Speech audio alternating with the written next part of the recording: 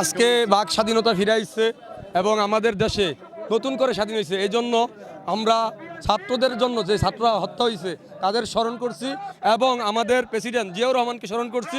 আমরা চাই যে বাংলাদেশে এই স্বৈরাচার যত আর কখনো না ফিরে আসে, বাংলাদেশে স্বাধীনভাবে একটা নির্বাচন হয় অতি দ্রুত, আমরা এই আহ্বান জানাবো। আর আজকের এই জন্মদিনের জন্য আমরা সকলকে নিয়ে একসাথে থাকতে চাই, একসাথে জন্মদিনের শুভেচ্ছা জানাই সকলকে। আমার নাম শেরেবাংলা থানা, আমি ফারজান সেক্রেটারি, শেরেবাংলা থানা। অনুভূতি পাই অবশ্যই ভালো, কারণ দীর্ঘ 17 বছর পর আমাদের দেশ স্বাধীন হয়েছে।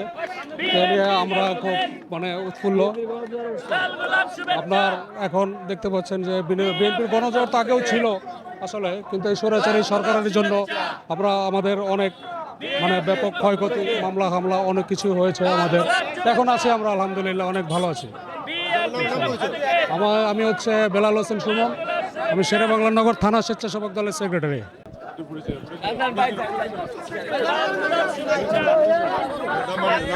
নাম্বার